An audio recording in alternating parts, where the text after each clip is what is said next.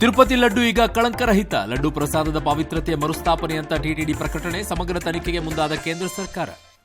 Rape ಕೇಸಲ್ಲಿ ಮುನಿರತ್ನಗೆ ನ್ಯಾಯಾಂಗ ಬಂಧನ. ರಾಜಕೀಯ ಕಿರುಕುಳದ ಬಗ್ಗೆ ಮಾಜಿ ಮಂತ್ರಿ ಅಳಲು. 3 ಪ್ರಕರಣಗಳ ತನಿಖೆಗೆ ಎಸ್ಐಟಿ ರಚನೆ.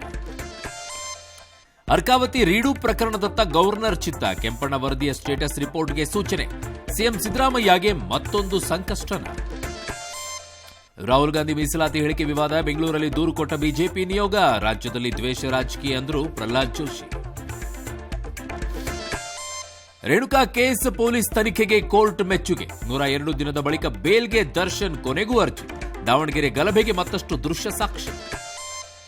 ಬೆಂಗಳೂರಲ್ಲಿ ನೇಪಾಳ ಮಹಿಳೆಯ ಭೀಕರ ಕೊಲೆ. ಶವ ಪೀಸ್ ಮಾಡಿ ಫ್ರಿಡ್ಜ್ನಲ್ಲಿಟ್ಟಿದ್ದ ದುಷ್ಕರ್ಮಿ.